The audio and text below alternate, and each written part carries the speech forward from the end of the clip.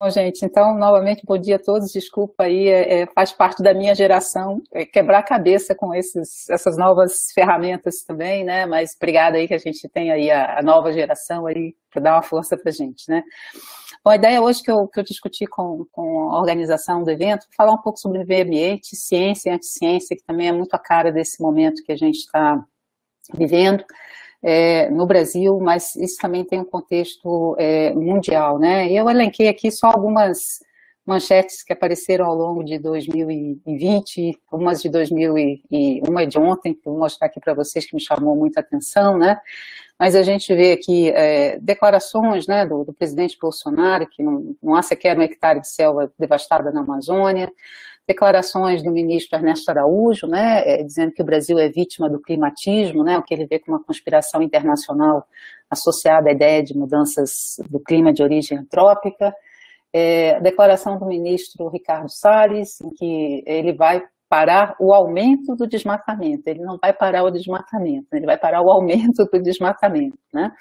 O presidente Bolsonaro também, em mais uma das suas frases, né, interessantes, para dizer aqui uma palavra gentil, para a gente começar, que as ONGs estão por trás, né, das queimadas na Amazônia para chamar atenção contra o governo, né? E a última de ontem, que realmente aí já passa para o extremo da crueldade, né? Ele coloca, então, não errei nenhuma, diz Bolsonaro, em insistir no tratamento precoce e em críticas ao isolamento, né? Então, isso foi uma declaração no jornal de ontem. Então, esse é o momento em que a gente está sendo bombardeado diariamente, né? E quem abre o jornal, talvez, mais de uma vez por dia, em diferentes edições, com frases desse tipo que questionam fatos e dados que estão associados aí à produção e geração do conhecimento. O próximo, Luiz, por favor.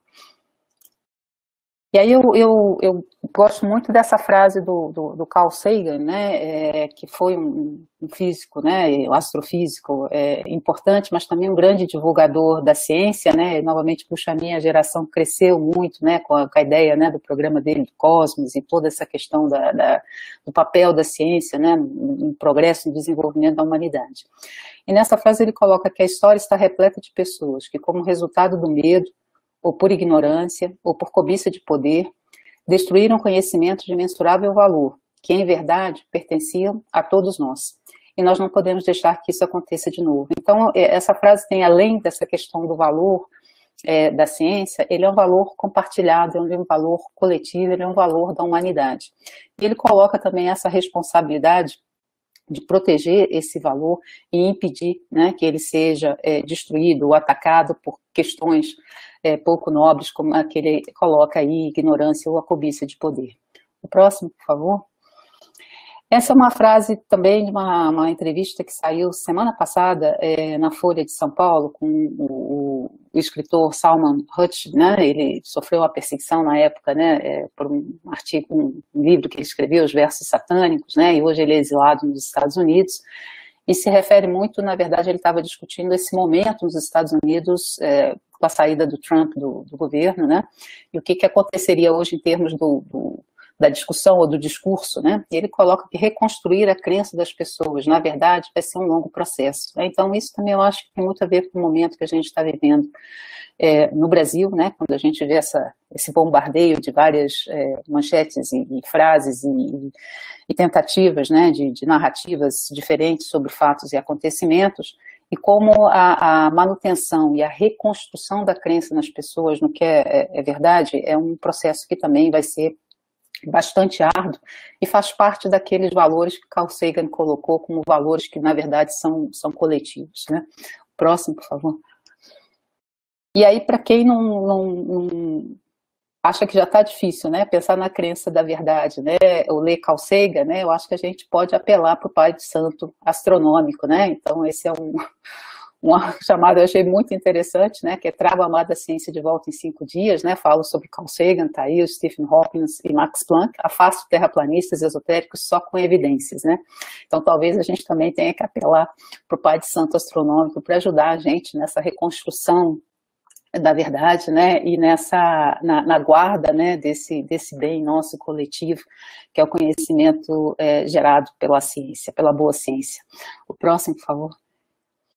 Bom, e esse contexto todo, né, como eu falei, ele é muito forte hoje no Brasil, muito acentuado pela crise financeira e econômica e exacerbado pela pandemia, né, mas ele faz parte de um contexto global, de uma crise sistêmica global, né? Isso está muito associado ao processo de globalização econômica que a gente viveu aí ao longo das últimas décadas e também pela percepção crescente que a gente vive num sistema que está fortemente acoplado e muito interdependente em termos de fluxo. Se a gente pensar em ecologia, fluxo de matéria e energia, que definem a vida moderna, né? Então, se a gente olhar o nosso computador, o nosso telefone celular, vários bens e serviços que vêm de diferentes partes do mundo, cada pedaço produz uma parte e é montado em algum lugar e vendido por outra parte, os recursos naturais saem de outro lugar. Então a gente vive aí num sistema hoje que tem um ambiente de causas, efeitos, né, e uma estrutura espacial e temporal muito complexa, né. O próximo, por favor. E esse contexto, né, global dessa crise, o que a gente observa, né, induzido por sociedades humanas que têm múltiplas dimensões, que ao mesmo tempo em que a gente tem grandes avanços científicos, tecnológicos, econômicos, a gente observa que esse nosso progresso social e moral, né, ou seja, moral no sentido daquele progresso que tem como base a justiça social, né, a equidade, ele ainda está longe de ser o ideal, né? Então, parte da crise que a gente vive hoje é um pouco num ambiente em que você teve um progresso tecnológico muito expressivo, a gente ainda precisa se deparar, o que eu falo, com problemas, né, do século XVIII, né, do século XIX, né, quando a gente discute, por exemplo, toda a questão do racismo sistêmico estrutural no Brasil, né? Então, é um pouco essa polarização entre um avanço, né, muito rápido em termos da tecnologia, da inovação, e as amarras que ainda nos prendem a muitos conceitos e estruturas sociais arcaicas, né? O próximo, por favor. Então, essa crise sistêmica, né, ela se reflete no meio ambiente, com a mudança climática, né, com a redução dos recursos naturais, com a perda da biodiversidade. É uma crise econômica também, né, porque as diferenças entre ricos e pobres se acentuam, e a pandemia, eu acho que talvez a frase que a gente ouviu mais ao longo de 2020, falando da pandemia, que a pandemia escancarou as desigualdades que já existiam, né. É uma crise política também, por todo esse contexto que a gente está vendo, né, de polarização e de disputas, né, de narrativas. É uma crise cultural também, porque quando a gente perde de diversidade, a gente também, não é só diversidade biológica, a gente perde também a diversidade cultural, e esses processos de polarização também determinam que grupos, né, menos representados dentro da sociedade acabem tendo menos expressão, e isso a gente perde a riqueza desse tecido social, né? E é uma crise social porque a gente ainda tem problemas sistêmicos, né, como a gente citou a questão do racismo, mas o comércio de pessoas, né, o trabalho escravo ainda é uma realidade muito cruel em várias partes do mundo, incluindo o Brasil, tráfico de pessoas, né, abuso de tecnologias e assim por diante, né. O próximo, por favor. Então, essa crise sistêmica global, ela foi definida aí como uma tempestade perfeita de crises simultâneas, né, que colocaram aí uma pressão muito sobre aquilo que a gente chama dos limites seguros, né, de atuação ou de transformação do meio ambiente. E como se já não bastassem todas essas crises, né, no final de 2019 a gente foi, então, adicionamos aí a crise sanitária, né, e essa pandemia que se prolonga aí ao longo de 2020 e vai para 2021 e quem sabe 2022 também, né? Próximo, por favor. Então, um artigo, né, que eu li no jornal, alguém colocou que 2020 ela juntou em um ano as três grandes crises, né, do século XX, né? Então a gente teve a pandemia, né, da influenza, da gripe espanhola, que foi em 1918, a gente teve a quebra da Bolsa, né, de Nova York em 1929, que levou a uma crise, né, econômica mundial, e a gente teve os movimentos, né, pelos direitos civis, né, em 1968. E em 2020 a gente juntou tudo isso num único ano, né, as três grandes crises do século XX em um único ano no século XXI. O próximo, por favor. Então, só esses tempos desafiadores, né, em que a gente tem hoje, né, essa preocupação com saúde e bem-estar, essa discussão, né, sobre a retomada da economia, né, e essa dicotomia que é colocada de forma falsa, né, entre bem-estar saúde e economia, e um ressurgimento, né, com força pelos movimentos todos de justiça social, exatamente porque essa crise exacerbou, como já foi colocado aqui, né, muitas dessas injustiças que vinham, de certa forma, sendo invisibilizadas, né, ou tornadas estruturais ou sistêmicas em muitas sociedades. Próximo, por favor. E aí, juntando um pouco aí o nosso foco, né, da ecologia e do meio ambiente, essa crise ambiental ela é muito marcada exatamente pela perda muito rápida de biodiversidade, né, em várias partes do planeta, em vários sistemas. Isso foi bem colocado no primeiro relatório, né, de avaliação global da biodiversidade e serviços ecossistêmicos do IPBES, né, que é a plataforma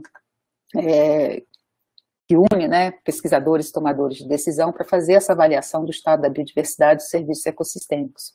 Próximo, por favor. Slide está desconfigurada, mas eu acho que dá para ver aí, né?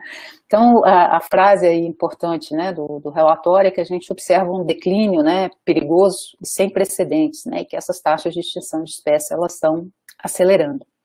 Próximo.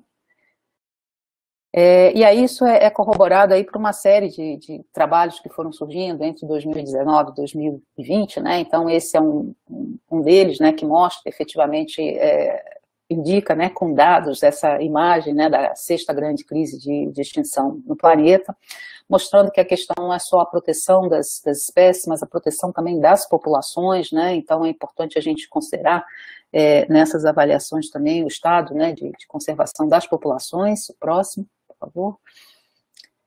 E também um artigo muito interessante que saiu na Science, né, indicando que hoje talvez uma das ferramentas, né, mais tradicionais e ainda muito importantes que a gente tem de conservação da biodiversidade, que são as áreas protegidas, mas mesmo as áreas protegidas hoje elas se encontram sob pressão, né, elas têm limites fixos, né, então esse é um problema de como é que a gente vai olhar essas áreas protegidas numa situação de mudanças globais, em que você espera que uma das respostas seja efetivamente a mudança da distribuição de espécies animais e vegetais, e além disso essas áreas também se encontram inseridas numa matriz com grande pressão antrópica, né. Então, próximo, por favor.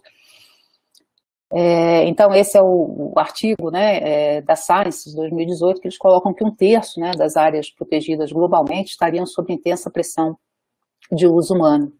Próximo. E essa pressão ela está muito associada à urbanização crescente, né, à malha viária, então isso é uma questão que a gente tem muito no Brasil, o papel das estradas, por exemplo, né, como um indutor importante do desmatamento, e as mudanças no uso da terra. Então, se a gente pensar em termos de áreas protegidas no Brasil, essas 3 grandes pressões elencadas globalmente, elas são muito fortes aqui para as nossas áreas protegidas, né, muitas delas hoje são ilhas cercadas por áreas convertidas, como é o caso do Parque Nacional de Brasília, por áreas urbanas, o Parque Nacional de Emas pela agricultura, o Parque Nacional do Xingu também, que é aquela mancha verde numa matriz hoje bastante transformada, e o papel, então, dessa questão da infraestrutura, das estradas na indução das transformações ambientais. O próximo, por favor. E aí entra o papel das mudanças climáticas, né? Então, além da perda, né, de biodiversidade na escala global, a gente tem as mudanças climáticas que elas trazem aí 2 grandes desafios importantes para a humanidade, né? Que é a questão de resolver a segurança alimentar para uma população humana crescente e, ao mesmo tempo, trabalhar a mitigação das mudanças climáticas. É importante lembrar que esse setor que a gente chama de agricultura, florestas e outros usos da terra responde globalmente por 24% das emissões de gases de efeito estufa. E, ao mesmo tempo, é o único setor que, além de emitir, consegue sequestrar carbono. Então, o uso da terra vai ter um papel muito importante em todas as estratégias que estejam relacionadas ao combate das mudanças climáticas, né? Então, como é que a gente faz isso, enfrenta esses 2 desafios, tentando conservar a biodiversidade, aumentando o sequestro de carbono, reduzindo as emissões e, ao mesmo tempo, fornecendo alimentos para uma população humana crescente. Sem contar que boa parte dos modelos globais que hoje discutem a possibilidade de a gente chegar a 1,5, né, de temperatura, aumento da temperatura, implicam o uso de bioenergia.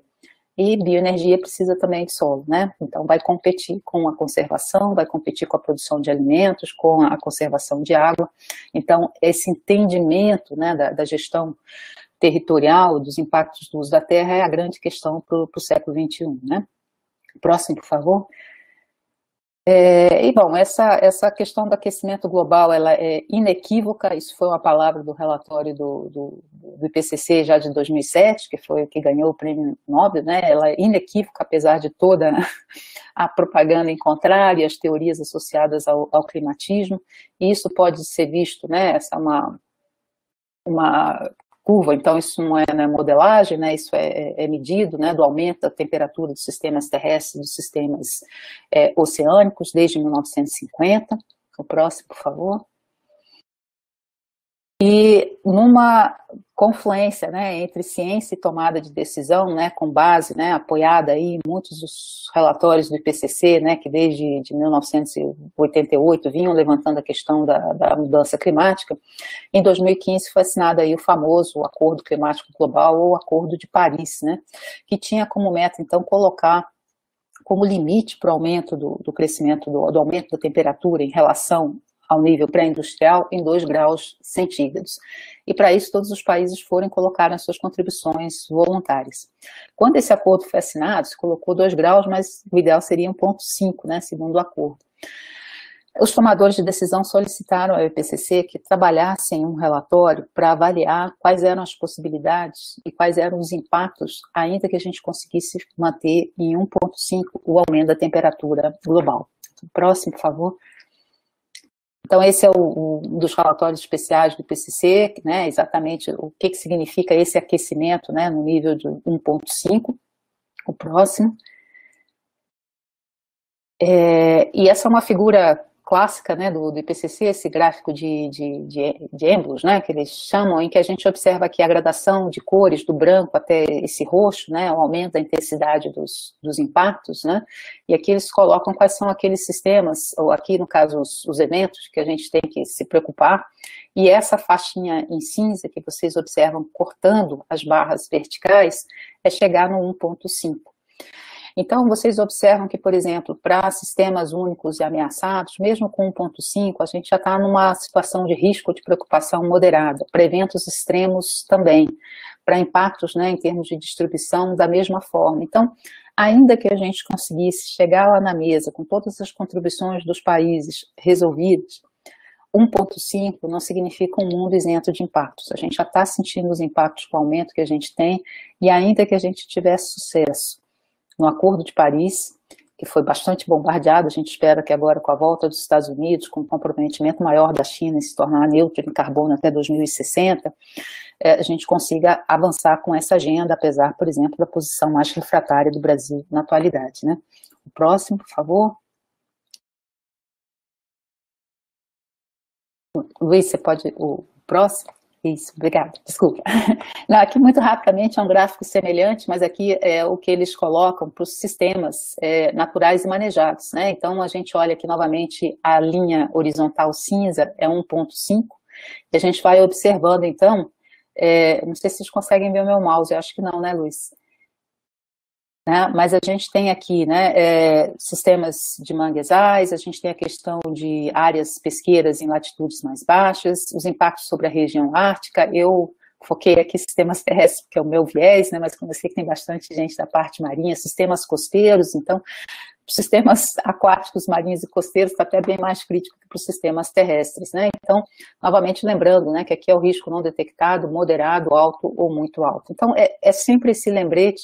O Acordo de Paris está aí, mas ainda assim a gente vai ter que conviver, ainda que a gente consiga politicamente implementar todas as medidas que os países colocaram na mesa dentro do acordo, isso não significa viver num mundo isento dos impactos da mudança climática. Próximo, por favor. E isso, bom, aí deu uma embaralhada, eu vou passar um pouco rápido, aí desconfigurou, né, na hora que foi o PDF, o problema do Mac também. Mas esse problema da mudança climática, ele entra dentro da categoria daquilo que a gente conhece como problemas perversos, né? Esse é um conceito que surgiu aí há mais de 30 anos, né? E que esses problemas perversos, eles são definidos como aqueles que são inerentemente resistentes a definições claras e a soluções facilmente identificáveis e pré-definidas, né? Ele é o oposto daquilo que a gente conhece como um problema manso, se fosse uma tradução mais informal, né? Ou seja, que é aquele problema que você aplica aquela solução padrão e você resolve o problema. Então, num problema perverso, não vai ter uma solução, não tem um modelo único que você aplica, né, aquele parafuso, aquela chave que você vem, aperta todos eles e você resolve o problema. Próximo, por favor. E esses problemas perversos, eles surgem, né, quando a gente tem aí incerteza sobre os riscos, né, quais são as consequências, divergências de valores e de poder de decisão das partes interessadas, né, e disparidades nas escalas espaciais e temporais dos processos ecológicos e dos processos de gestão ou de administração desses problemas, né. Então a gente vê aí claramente como hoje boa parte dos problemas ambientais são problemas perversos. Então, eu tenho batido muito nessa tecla, porque eu também venho de um curso de pós-graduação, atuo aqui na UNB, que é aquele curso que a gente conhece como mais tradicional, né? A gente vê estrutura de populações, estrutura de comunidades, ecossistemas e a ecologia, mas claramente a gente precisa começar a inserir nos nossos programas um entendimento muito maior dos sistemas políticos, dos sistemas de gestão, de sociologia, de ciências humanas, porque a gente está lidando com problemas perversos. E esses problemas perversos precisam a gente entender. Por que as pessoas divergem em valores, né? Por que algumas acham que conservar é importante e outras não? Por que algumas pessoas divergem com relação à questão da participação social, por exemplo, na tomada de decisão? Então, isso influi diretamente nos resultados que a gente obtém ou nas soluções que a gente propõe. Próximo, por favor. Então, aí um pouquinho, né, desses problemas perversos, né, que eles vão implicar que a gente necessita de novas abordagens, novas ideias e mentes frescas, né. Então, é muito interessante nesse momento que vocês estão agora no curso de vocês, pensando em projetos, né, que vocês façam essa avaliação dentro dos projetos de vocês. O que eu posso colocar como uma nova abordagem? O que tem de novas ideias que podem ser experimentadas, que podem ser tentadas nesse trabalho para tentar resolver esses problemas que estão associados aí a uma série de questões que envolvem aí fundamentalismo de ideias, né, essa crise que a gente colocou, e é importante a gente também lembrar, né, que a gente é parte de um sistema que também tem influência das nossas crenças, dos nossos valores, né, dos nossos sistemas acadêmicos, etc. Né. Próximo, por favor. Bom, e aí isso também é um artigo que saiu, uma revisão na Science, muito interessante, exatamente colocando, né, o manejo de ecossistemas como um típico problema perverso, né, o próximo. E aí o que esse artigo coloca, ele dá como é que a gente lida, né, não vou colocar aqui em detalhes, né, mas aqui tem duas armadilhas, né, que se você vai lidar com um problema perverso, sobretudo naquele que se refere à gestão de ecossistemas, que a gente precisa evitar, né, as duas armadilhas são a simplificação ou a inação, né. Tratar esse problema perverso como algo que eu resolvo com uma solução padrão, quando na verdade eu não considero as particularidades de cada sistema ecológico, nem dos sistemas sociais onde esses sistemas ecológicos estão inseridos, ou simplesmente o problema é tão complexo que eu não faço nada e deixo rolar. Então essas duas armadilhas, né, que a gente precisa estar atento quando a gente lida com essa questão da complexidade, porque a complexidade ela pode ser assustadora e avassaladora, né? Próximo, por favor.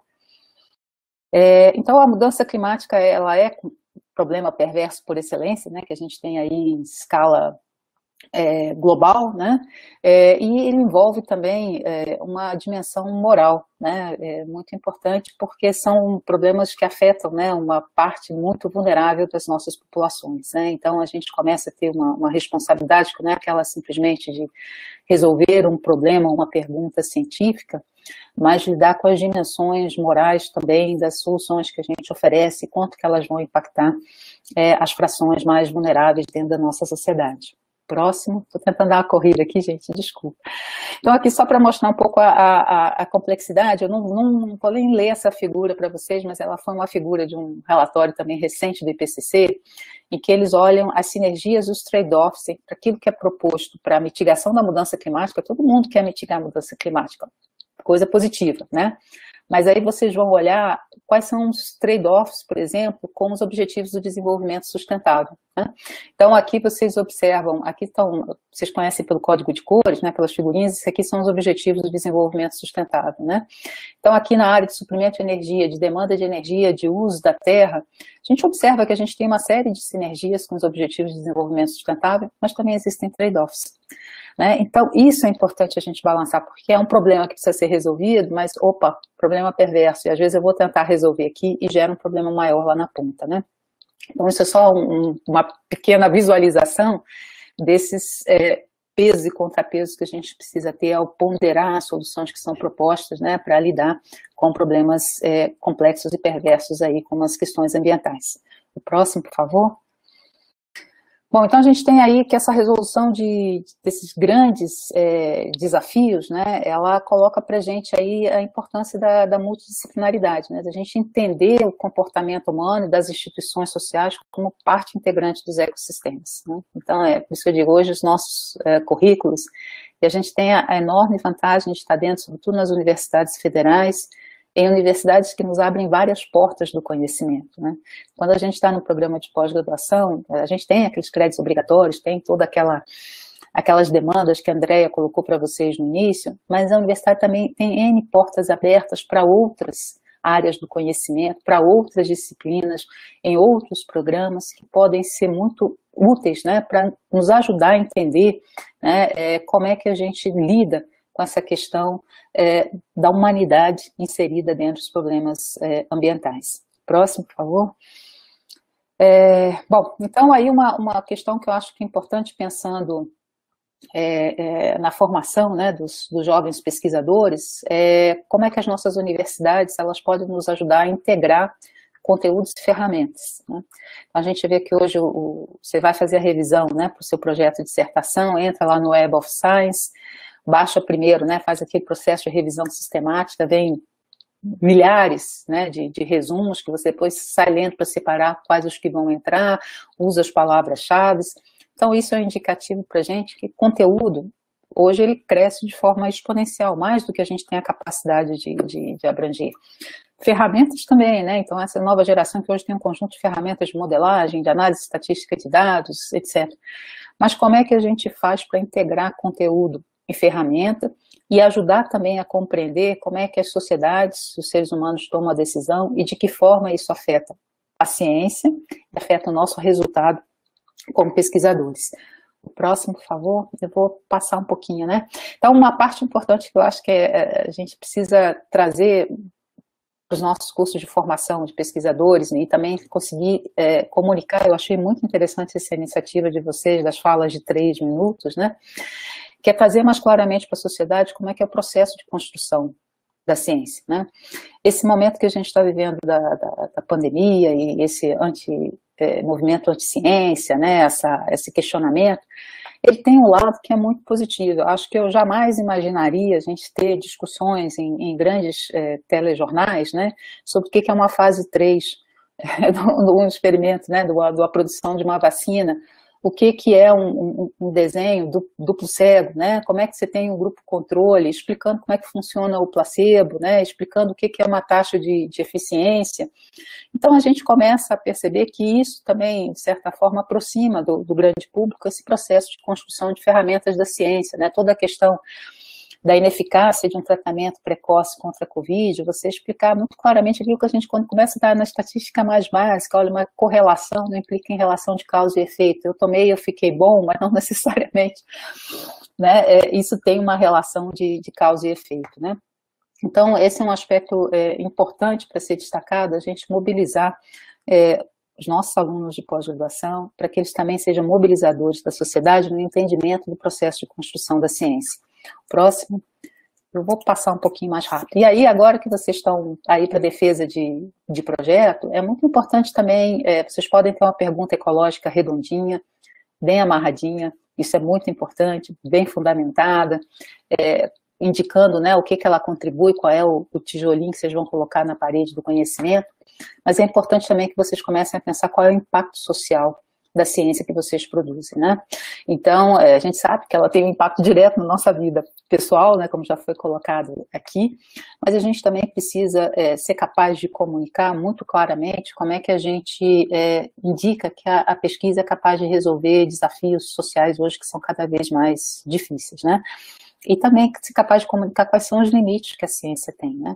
Então, comunicação de incerteza é sempre uma coisa muito complicada, porque as pessoas esperam de um cientista uma resposta certa, e você tem que dizer, bom, eu trabalho com certo nível de incerteza, né? Então, saber comunicar isso muito claramente. Agora, novamente, a incerteza, a complexidade, elas não são desculpas para a inação, né? Senão a gente cai naquela armadilha dos problemas perversos. Próxima. Alguém só me controla o horário, aí eu vou talvez correr aqui um pouquinho, né? Então, entender esse impacto social da ciência é importante também para que ela seja valorizada, e aí entra um pouco das nossas instituições, e a Andrea, ainda bem que ela fez essa introdução sobre o relatório Sucupira, né, e essa ideia da avaliação multidimensional, né, mas quando você vai preencher o relatório, ela continua sendo uma avaliação muito quantitativa, né, na base dos papers, da qualificação dos papers, que o aluno publicou com o docente, não publicou com o docente, né? Então, a gente ainda precisa pensar um pouco mais como é que a gente traz essa valoração do impacto social da ciência para a avaliação dos nossos programas, né? Para a avaliação da nossa atuação dentro da universidade. Isso não é fácil de ser medido, muitas vezes não é medido no intervalo de um quadriênio, né? Às vezes o impacto social da ciência ele é maior, né? Então, eu nunca entendi por que uma publicação com egresso tem um tempo limitado, né? Na verdade, ele continua gerando produtos que foram gerados lá dentro do programa de pós-graduação, que muitas vezes precisam de um tempo maior de amadurecimento, né? Mas eu acho que essa é uma questão hoje muito importante para a gente conseguir inserir isso de forma mais adequada no processo de avaliação. A gente também tem que pensar como é que a gente traz isso de forma mais clara e comunica isso de forma mais clara com a sociedade. Próximo, eu acho que eu vou pular um pouco essa parte. Bom, então aí, pensando na conversa de vocês aí de 3 minutos, que eu achei muito legal, eu vou replicar aqui também, o papel da comunicação na ciência, né? Então, comunicar ciência a múltiplos públicos, né, é fundamental para que a gente continue tendo a ciência como uma prioridade na sociedade atual. Então, novamente, essa corrida das vacinas, né, é impressionante, né, isso foi um recorde, a gente chegar em 3 vacinas, pelo menos 4, 5 viáveis, num intervalo menor do que um ano, né, Mas a gente precisa pensar que para chegar nisso, você teve toda uma cadeia de desenvolvimento de décadas, né, ninguém chegou lá nas vacinas com base em RNA no intervalo de menos de um ano, né, então isso veio através de uma cadeia, né, de produção do conhecimento, que implicou em grandes investimentos em ciência, né? A comunidade europeia botou um montão de dinheiro, não foi hoje, não foi agora para a pandemia, foi muito antes, para gerar esse conhecimento, né? Então, e as motivações outras, além da valorização da ciência, né, é contribuir para desmascarar a desinformação. Acho que isso, como a gente viu, a gente começou, né, com essa questão, né, desse valor coletivo importante que é a verdade científica, né, e restaurar a confiança do público nos pesquisadores, né? Então, essa ferramenta e valorizar essa forma de comunicação, ela é muito importante. Próximo, deixa eu ver como é que eu estou aqui de tempo. Eu vou passar aqui rápido, eu estou só preocupada com o tempo, né? Mas hoje existe na literatura, e é bacana que os cursos de pós-graduação, acho que também comecem a trabalhar isso, né, que discute o papel da comunicação na ciência, né? Então a gente tem esse documento que é muito interessante, né, que é como comunicar efetivamente ciência, o que você precisa fazer, o que você precisa treinar. Próximo, acho que são vários artigos. Luiz, eu vou passar um pouquinho, vou passar esse aqui também, até porque está um pouco desconfigurado, né? E esse é muito interessante, que também eu acho que vale a pena depois ser discutido, eu posso deixar aí a apresentação, né? De uma revista que trata exatamente da educação em biologia e microbiologia, né? E fala sobre a mudança de cultura no treinamento que a gente dá para os nossos jovens pesquisadores, né? Então, como eu sei que é uma abertura de uma semana de pós-graduação, da gente treinar desde o berço, né? Basicamente a comunicação em ciência, né? E como é que a gente consegue essa mudança? E a gente está num momento bastante crítico, porque vocês estão sendo treinados por uma geração, como a minha, da Andrea, e que a gente não teve esse treinamento, né? Então, o que a gente teve que aprender fazendo, né? Pilotando o Boeing, lendo o manual, e hoje a gente está treinando vocês, mas talvez com um conjunto de ferramentas hoje mais disponíveis. mas a gente percebe exatamente tem alguns momentos em que a gente tem essa ruptura das gerações. Então, hoje, por exemplo, eu dou disciplinas, eu não peço mais para os meus alunos fazerem resenha científica dos artigos, eu peço para que eles gerem textinhos de Twitter sobre os artigos. Então a gente começa, e eu não uso Twitter, eu não tenho Twitter, mas assim, eles começam a ver outras formas de comunicar e a gente tem essa necessidade de conseguir essa mudança de cultura dentro das nossas instituições e valorizar esse trabalho também. Então, próximo. Esse é um outro artigo também, falando sobre a necessidade de comunicação em ciência, quais são os talentos, né, as características que a gente deve treinar, então, realmente que isso seja uma parte integral dos programas de treinamento de jovens pesquisadores. Próximo, então, só mostrando assim, alguns artigos mais recentes que vão saindo, né. E a necessidade, então, da gente encorajar também os nossos alunos, né, a trabalhar essa comunicação e a aplicação no mundo real para motivar. Então, eu acho muito interessante hoje vários alunos que começam a ter blogs, né, que começam a ter seguidores, né, no Instagram, difundindo ciência, né, e talvez conseguindo até uma amplitude muito maior que pesquisadores de renome, né. O próximo, eu vou correr aqui um pouquinho. E essa preocupação, ela não está só nas instituições, ela também está nas entidades, né, nas nossas associações científicas, né, isso é uma chamada de um seminário, né, da Associação de Limnologia e Oceanografia, isso foi de 2017, se eu não me engano, né, que era exatamente um workshop sobre como tornar a sua comunicação científica mais efetiva, né, então a gente vê essa preocupação disseminada nas instituições de ensino, mas também nas associações científicas. Próximo, deixa eu ver aqui, Luiz, como é que estou. Esse é um artigo também que eu recomendo, eu vou passar muito rápido para eles, mas como o cientista gera a sua marca pessoal, né? Isso é um conceito novo, eu acho que a Andrea pode me ajudar. Quando a gente foi treinado para fazer pesquisa, na verdade a ideia é que o pesquisador nem aparecesse muito, né? Aquele pesquisador que falava muito com o jornal não era bem visto, né? Parecia que ele não tinha uma carreira sólida se ele estava, na verdade, falando com um meio de comunicação mais ampla, e hoje a gente muda esse conceito, né? Mas a gente também precisa orientar os nossos alunos como é que eles fazem essa relação com a mídia de uma forma mais geral e geram uma marca pessoal, né? Próximo. Isso é um pouco do que a gente vem tentando fazer aí desde 2019, né, com a Coalizão em Ciência e Sociedade, né, como a Andrea comentou, muito gerar esses artigos, contrapor um pouco das opiniões, né, ou da desinformação sobre ciência e lutar um pouco pela recomposição, né, desse orçamento para educação e pesquisa no Brasil. Próximo. E aí eu queria muito que vocês também anotassem aí como sugestão de leitura, né? Não sei quem já leu esse livro, conheceu, tem um TED Talk também, vou passar ele daqui para vocês também, que é o trabalho, né, ela é uma historiadora, a Naomi Oreskes, né, e que ela discute muito, pegando o caso da mudança climática, como todo esse discurso negacionista, né, da mudança climática foi sendo construído por grupos de interesse, eram grupos com muito interesse na questão de um mercado livre sem regulação do governo, eles viam na questão da taxação do carbono, do controle, né, sobre os combustíveis como uma regulação governamental. E como eles se aproveitaram de muitas estratégias que a indústria do tabaco já tinha utilizado para contrapor os dados científicos, né, de que o fumo causava uma série de problemas de saúde, que era um impacto muito maior para a saúde pública do que os impostos que a indústria do tabaco pagava, né?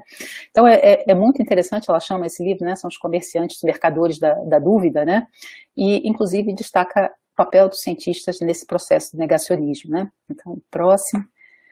Ela tem um TED Talk também, né, e ela explica por que as pessoas deveriam confiar nos cientistas, então recomendo também que vocês deem uma olhada nisso. Próximo.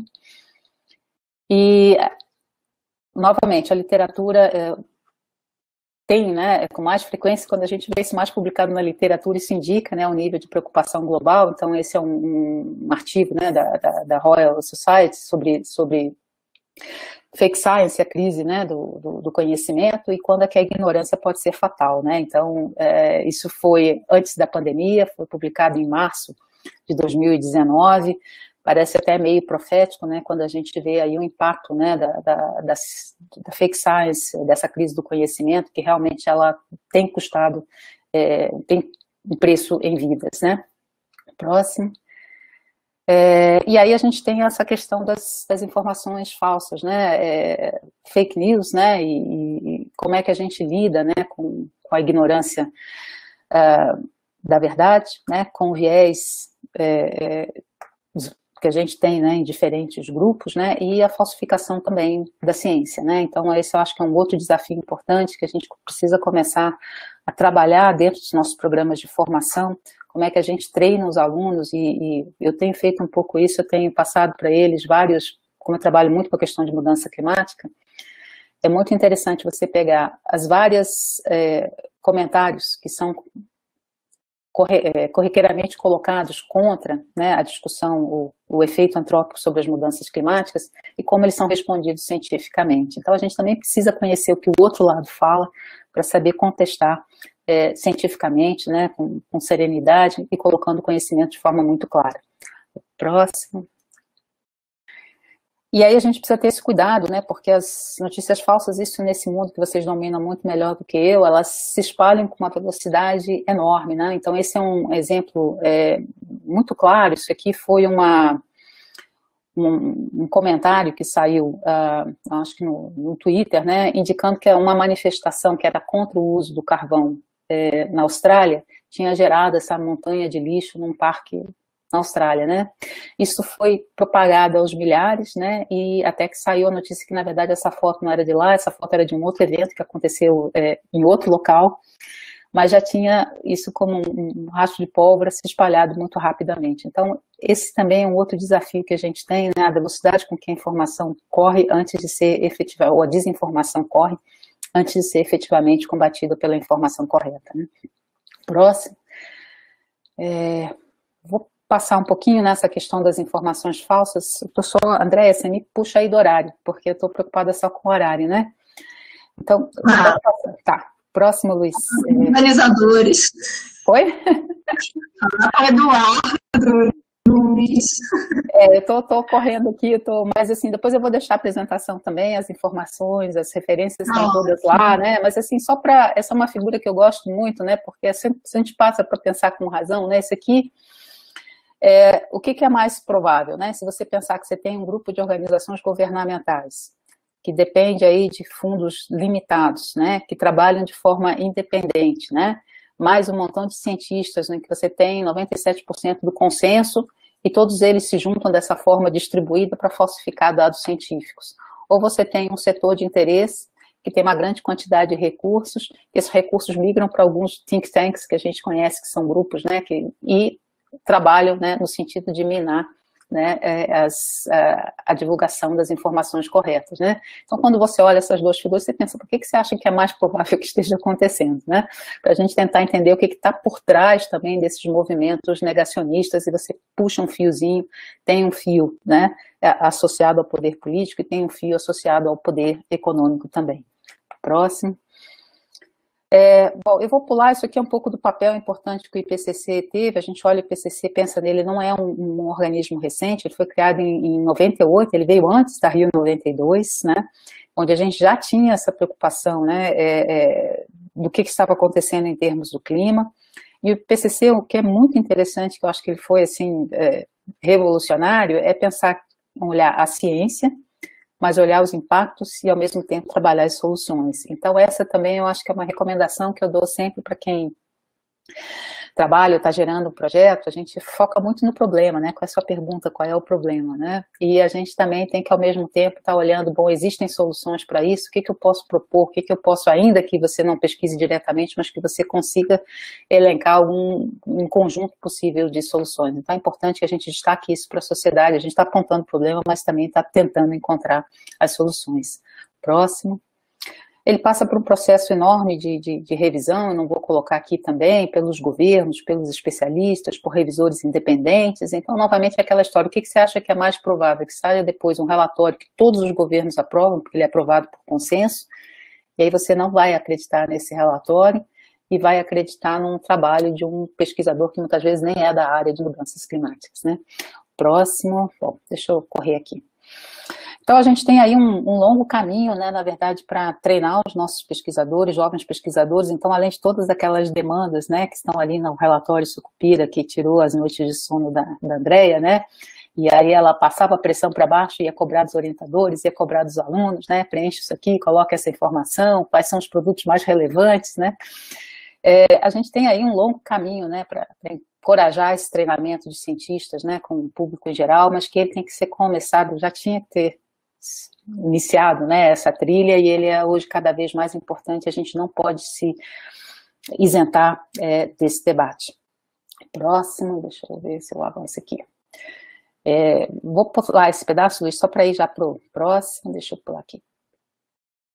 Próximo, eu quero só já fechar aqui o papel da educação, né? Então, novamente, a Andrea citou aí a questão das bolsas, né? E a gente vem observando que o Ministério da Educação sempre foi um dos ministérios com maior orçamento na esplanada dos ministérios, vem agora com uma execução muito baixa, e eu falo que um ministro decorativo, né? Porque a gente viu aí na questão da pandemia como as escolas ficaram totalmente a descoberto, a gente não tem uma discussão clara sobre o papel da escola nesse momento da pandemia, do papel da escola na segurança alimentar para aquelas crianças que dependem da merenda, na proteção dos professores, né, na melhoria das condições físicas das escolas para suportar a volta às aulas com isolamento, com distanciamento.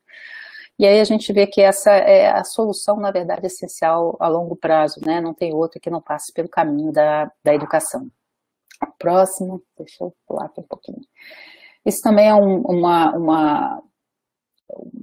relatório, né, do Conselho Europeu, né, e só vou pegar a primeira frase aqui em vermelho, né, que a gente precisa formar uma nova geração de mentes críticas, né, que a ciência não é aprender os fatos de cor, né, que estão estabelecidos há muito tempo, mas ela é sobre saber como questionar e seguir em frente, né, e ele coloca que a gente precisa ensinar as crianças a usar a dúvida de uma forma inteligente, né. Então, o próximo. E aí, esse é um outro dado importante, que a melhor inoculação contra a desinformação é quando as pessoas são inoculadas preventivamente, né? Então, a vacina contra a desinformação é a informação precoce, né? Então, quando a gente inocula as pessoas, né, elas com informação, elas conseguem gerar anticorpos contra a desinformação.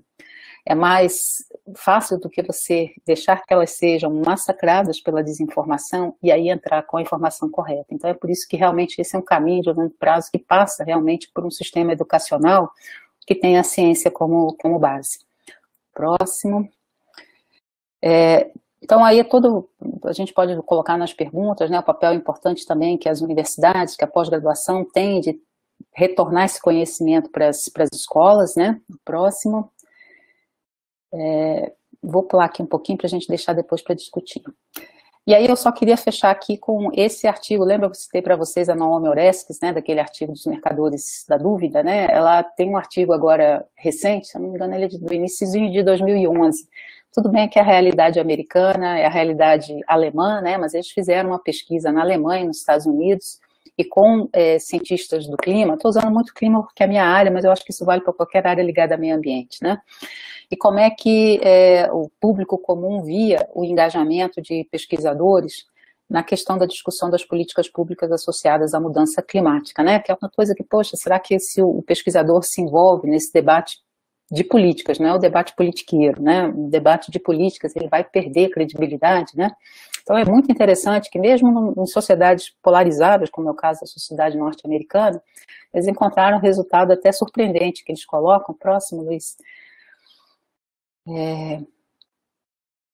que a maioria do público concorda, né, que os cientistas precisam defender políticas relacionadas ao clima, que a maioria do público espera que os cientistas sejam mais engajados, e embora, né, exista essa percepção que às vezes isso pode gerar uma certa falta de objetividade, né, não implica numa percepção da perda de honestidade e fiabilidade dos pesquisadores. Então, na verdade, é interessante porque a gente vê que o público, né, ao contrário, de repente, do discurso mais oficial, né, acaba aceitando e entendendo que é importante o papel da ciência na discussão hoje desses grandes problemas ambientais. Próximo. E aí eu queria terminar, né, para a gente num momento tão difícil, né, vocês estão aí numa situação crítica em Santa Catarina, como a Andrea colocou, o Distrito Federal, sexta-feira tinha um leito de UTI disponível para todo o Distrito Federal, lembrando que a gente atende o entorno de Goiás também, né. A gente começou aí o ano, né, com esse estudo, né, dos pesquisadores da UFRJ, né, mostrando aí que realmente a boiada do Salles passou na área ambiental, né, mudando aí várias propostas, né, infralegais, mas, por outro lado, próximo, Luiz, a gente vai vendo também algumas ações, né, no sentido contrário, né? Então, eu trouxe aqui algumas notícias do STF, né? Então, isso aqui foi a audiência pública do Fundo Amazônia, eu assisti essa audiência, então, muito interessante que o STF abriu espaço para muitos cientistas importantes que fizeram excelentes contribuições de como retomar o Fundo Amazônia, apontando o papel, né, do governo, né, na destruição da governança do fundo. O próximo, Luiz. A gente teve aí também no final do ano, né, a revogação daquelas medidas do CONAMA que afetavam as áreas de proteção, sobretudo manguezais, e a questão do licenciamento, e há essa discussão muito forte no STF da retomada da composição do CONAMA na sua, como ela era originalmente, com maior participação da sociedade civil. Então, óbvio, a gente sente esse ataque, essa boiada passando, mas a gente começa a perceber que essa resistência ela gera, sim, frutos e ela gera momentos em que a gente é capaz de reverter uma boa parte desses ataques também. Próximo. E aí eu fecho finalmente. Mil perdões.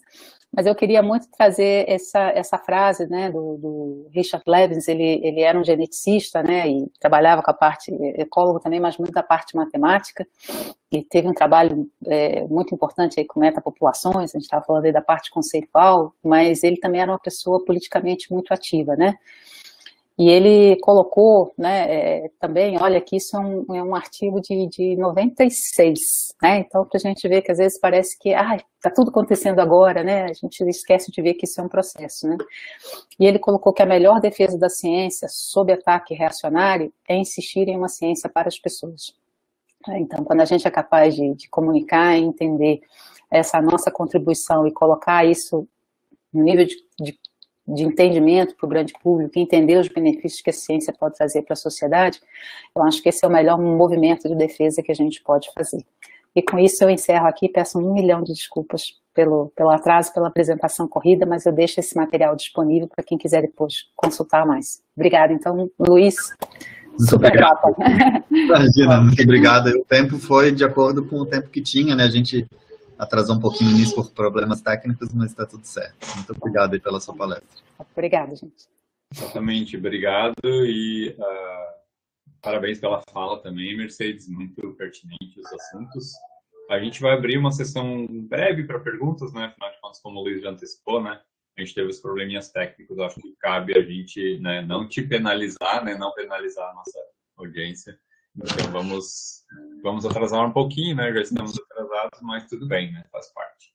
Eu queria só fazer um comentário, né, de como vocês conseguiram abordar tantas coisas diferentes em tão pouco tempo, na verdade, foi muito inspirador, e que bom que está gravado, porque a gente pode assistir várias vezes. Eu tenho lembranças, eu vou deixar aí para o Eduardo conduzir com as pessoas que estão ali ávidas por falar com você. Tá bom? Obrigada, Béia. Beijo. Eu vou repassar uma pergunta aqui que veio do YouTube, da nossa transmissão lá, que acho que é uma pergunta interessante, do Gabriel Teixeira. Ele pergunta, né, se você acredita que esse melhor caminho para a gente aproximar a ciência do público é via marketing individual, ou se a gente deveria fortalecer as instituições? Eu diria que hoje você tem que fazer tudo. Eu acho que tem espaço para tudo, né? Eu acho que, como eu falei, essa marca individual, ela também é importante. A gente tem pesquisadores que são excelentes comunicadores, né? Que têm uma facilidade muito grande hoje, né? Com essas mídias, eu acho que eles têm um papel importante também. E eu acho que as instituições também precisam ser fortalecidas. Eu acho que tem um peso, né, quando a SBPC entra, né, que é a Sociedade Brasileira do Progresso da Ciência, tem um peso grande quando a ABC também, a Academia Brasileira, se manifesta, né, as nossas entidades científicas, né, da área de ecologia e meio ambiente também se reuniram numa rede e têm gerado aí documentos importantes. Então, eu acho que hoje a gente já está num espaço que tem nichos vários que precisam ser ocupados, e eu acho que a gente tem espaço para para essas manifestações também, né, desde que bem fundamentadas. Eu acho que isso é muito importante. Eu acho que a diferença do discurso é esse discurso está ancorado em boa ciência, está ancorado em bons dados, né, e ter essa visão também, novamente, né, a gente não pode ser sectário, a gente tem que entender a complexidade também da realidade brasileira, né. Então, eu acho muito importante, eu sempre falo, a participação dos colegas, né, das ciências sociais e humanas, porque eu acho que eles também dão para a gente um pouco dessa dimensão da nossa sociedade que é muito, muito fragmentada, né, e de muitas realidades regionais diferentes. Então, eu acho que hoje, se você é um bom comunicador e tem essa disposição, faça isso de forma individual, é importante, ainda que você atinja só o seu círculo mais próximo, né, esse efeito também, as pessoas, isso é um outro ponto que está muito nos artigos que discutem a questão da comunicação. As pessoas tendem a ter mais confiança se essa informação vem de alguém próximo, né, é o lado também perverso dos grupos de WhatsApp, né, minha tia, meu tio, meu primo, o amigo do meu primo, as pessoas tendem a confiar porque veio de alguém próximo. Então, se alguém próximo passa boa informação, esse é um canal importante também, né? Ótimo, muito obrigado pela resposta. Acho que tem uma questão na mesma linha, de como combater com recursos limitados as políticas impostas por grandes financiadores com interesses particulares, né? Por favor. Tá.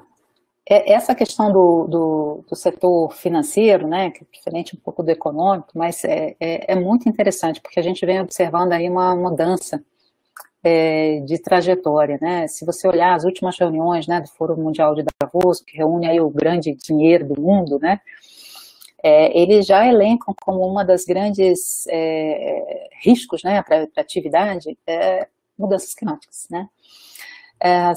Foi o grande setor aí, o grande dinheiro que vem discutindo aí a retomada, chamada retomada verde, né? Então, se a gente já deu esse baque na economia, se vai retomar, vamos retomar com outras bases desse crescimento. É óbvio que isso tem algumas jogadas de marketing envolvidas, a gente precisa separar isso também, mas eu acho que uma questão que tem sido muito importante, é o que falo, onde a tecnologia tem jogado aí ao nosso favor, é que hoje a gente consegue trazer mais transparência e rastreabilidade para os processos de produção e para onde o dinheiro está indo, né? Então, talvez há 5, 6 anos atrás, era difícil alguém que comprava a soja do Brasil dizer, não tem nada a ver com desmatamento, eu simplesmente compro, né, dessa trader, eu não sei aonde é produzido, se gerou ou não desmatamento. Hoje já não é assim.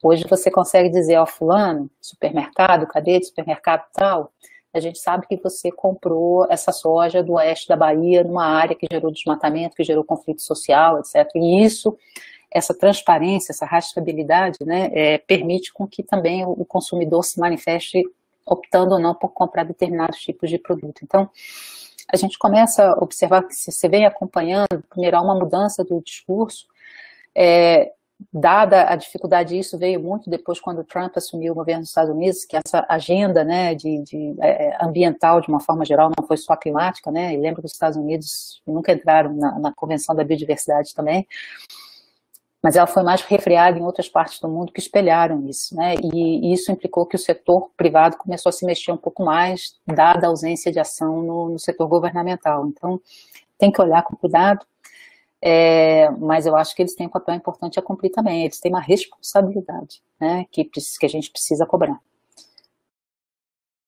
Legal, ótimo, obrigado pela resposta. A Michelle fez uma questão longa, não sei, Michelle, tu gostaria de talvez acionar o microfone e tentar resumir? Eu não sei se eu consigo fazer um resumo dessa pergunta. Estou tentando ler aqui também com o meu cérebro aqui, por aí. A gente está, uma coisa que eu sempre digo, a gente está tornando o nosso cérebro meio camaleônico, né? Tem que olhar para um lado. Lá para o outro, pumba aí. Dois lados ao mesmo tempo, né? Já era um curto-circuito aqui. Tá, deixa eu ver se eu peguei aqui, Michelle, sobre a questão da neutralidade na ciência. Não sei se a Michelle quer, seria um prazer. Tudo bom? Você quer fazer a pergunta? Bom dia, Mercedes. Tudo bem? Certo. Obrigada pela palestra. Desculpa, gente, pela pergunta imensa aí. É difícil ser sintético às vezes, né? Mas eu acho que a ideia aqui era basicamente essa questão do cientista enquanto questão da neutralidade da ciência, né? E de quanto, na verdade, a gente está inserido no contexto social. A história mostra para a gente que cientistas do passado aí criaram algumas coisas hoje em dia inaceitáveis, inclusive, né? Como o conceito de superioridade de raça e tal, né? Baseado em teoria, em conhecimento científico, mas a gente sabe que, né, houve falácia científica nisso tudo.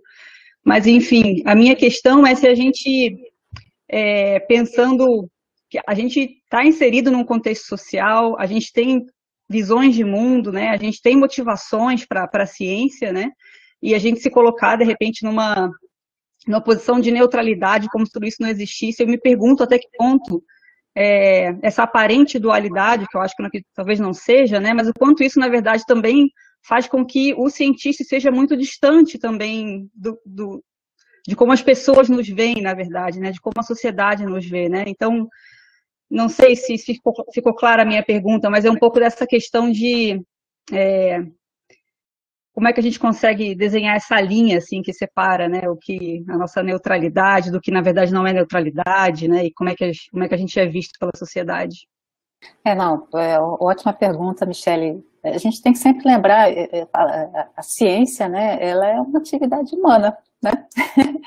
Ela é uma atividade humana e feita por seres humanos que trazem, né, as suas histórias, né, os seus contextos sociais, contextos de formação, né, e o método científico, né, ele tenta fazer com que a gente trabalhe efetivamente, isolando um pouco, né, desse viés que a gente traz aí da nossa formação, né, do nosso contexto social. Agora, quando a gente lida com problemas como esses que eu estava colocando para você, né, para vocês, que são esses problemas complexos, né, é óbvio que às vezes você vai precisar realmente fazer essa análise, né, das melhores soluções, em que contexto elas se aplicam, né. Como é que a gente vai discutir hoje, por exemplo, a questão ambiental, se a gente não falar de equidade? Dá para você cobrar ações de desenvolvimento sustentável, que as pessoas pensem nas futuras gerações, quando elas não sabem o que elas vão comer amanhã? Então, assim, a gente não pode também isolar esses aspectos. Então, eu acho que a ciência, né, como aí esse corpo, né, coletivo, ela vai gerando mecanismos que nos permitem ir corrigindo um pouco quando esse viés aparece, né, Michele? Eu acho que aí é um pouco de você ter um debate saudável, contraposto. Você lembra quando surgiu aquele artigo, né, que a gente até escreveu a carta, né, sobre o papel das mulheres, né, na orientação, e que os orientados por mulheres tinham menos progresso dentro da carreira, aquilo claramente trazia em si um viés, né, Michele? E gerou essa conexão global de resposta, né, rapidamente. Peraí, olha como é que vocês estão analisando isso, né? Olha o problema que tem aqui. E a revista, né, acabou retirando o artigo e pediu novas análises, etc. Então, ali você viu um exemplo que funcionou, o mecanismo de controle da academia funcionou, né? Às vezes não funciona, demora a aparecer, né? E a gente, é óbvio, né, tem essa marcado pelas nossas instituições também, né? Por exemplo, muito dentro da área da pesquisa médica, né? O quanto que as pesquisas médicas, por exemplo, negligenciaram a diversidade étnica, né? E não trabalharam com o conjunto da população, né? Então, na verdade, você tinha só uma fração da população que era entendida, né, em termos de resposta clínica, medicamentos, etc. E hoje a gente pensar que a gente não tem que considerar a diversidade étnica e testar os vários grupos, trabalhar com os vários grupos, são realidades diferentes. Então, isso também tem uma questão do viés desse racismo, né, estrutural, sistêmico, que a gente vai identificando e vai contrapondo. Mas o mais importante é que a academia como um todo, o sistema como um todo, continue mantendo esses mecanismos de autocontrole. E quando o autocontrole falha, a sociedade também tem que vir e tem que puxar a orelha, né? Acho que isso é importante. Mas, novamente, a gente tem que ter, o que é um pouco triste nessa questão, um pouco não, bastante triste na questão da polarização, é que a gente vai desaprendendo a debater ideias, né, e fica debatendo pessoas, né? Então, um debate aberto, tranquilo, né, de ideias, de diferentes pontos de vista, né, e que nos permita contrapor e ter uma visão das nossas próprias contradições, ele é muito importante para esses mecanismos de autocontrole dentro da academia, né? E quando a gente perde esse espaço de debate aberto, né, as pessoas podem pensar diferente, que bom, né? Não significa que o cara seja né? Então, novamente, a gente precisa voltar a reaprender a debater ideias e não debater pessoas, né? E eu acho que isso contribui para esse mecanismo de autocontrole, né? Que você possa receber uma crítica do seu artigo, pô, o cara tem razão, né? Mas ele não precisa dizer que eu não sei escrever, etc. Então, é só esse tipo de comentário que a gente às vezes recebe, né? Até na revisão dos artigos isso é importante. Obrigada, Mercedes. Respondi. Obrigada. Obrigado, Mercedes. Infelizmente, né, a gente acho que tem que encerrar a nossa sessão de perguntas. A gente gostaria de ficar, né, talvez deveria ter programado a manhã inteira para ficar falando aqui com a Mercedes, se ela tivesse disposição, mas agradeço, então, imensamente a Mercedes pela fala, pelas perguntas e respostas aqui, a sessão que a gente fez. Eu que agradeço. Desculpa aí pelas questões técnicas também, poderia ter se preparado de uma forma diferente. Falha minha. É isso, não. Passar a palavra, então, para a Andréia.